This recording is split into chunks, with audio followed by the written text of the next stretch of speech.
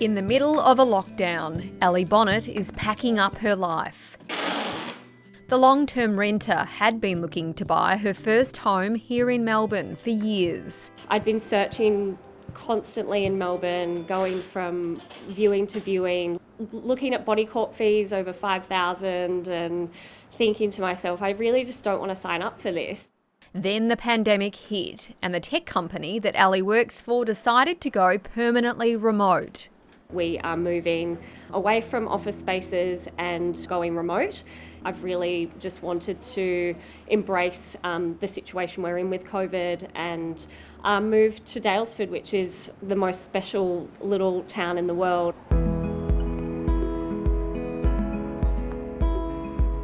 Ellie bought her first house in the country town 2 hours out of Melbourne for just under $600,000 in June. COVID's definitely the catalyst. I wouldn't have had the confidence to do this before COVID, or the, burning desire to get out of the city. The Daylesford real estate agent who sold Ellie her first house has been fielding more inquiries than ever from Melburnians during COVID-19. And they're saying, why should I be sitting in my apartment in, say, South Yarra when I can be living in a beautiful house in Daylesford? For March to July last year, the agency sold 32 homes to an even mix of locals and out-of-towners. For the same period during COVID, sales are up and most homes are going to Melbourne buyers. When COVID first hit, I thought, this is it. We are going to shut up shop. Life's going to stop. And it's been absolutely counterintuitive. In the last 12 months, we've had about an 8 to 10% rise in capital value. Several other agents in southwest Victoria have shared similar data with the business showing increased demand from Melburnians during the pandemic. And CoreLogic figures show regional housing markets are faring better than capital markets as COVID-19 drags on.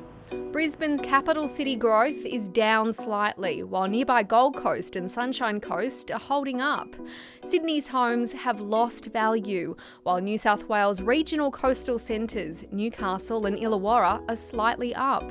Embattled Melbourne, it's down 2.3%, while Victoria's second biggest city, Geelong, is up, and the small regional city, Ballarat, is doing nicely. Once we start to see improvements in labour market conditions and more people participating in the dwelling market and buying and selling property, that's probably when we'll get a better reading of whether this is just a coincidence or it's actually a long-term trend. Country towns right across Australia had been hemorrhaging people for years as capital city populations sped ahead at a rate double the rest of the country. But the COVID crisis could be changing that as densely populated areas become less attractive in the new work-from-home world. Long term, I think the strange upsides of COVID is that they've normalised remote work. People are potentially more wary of high-density city areas. And that means in the long term, regional dwelling markets will see, I think, a benefit from that.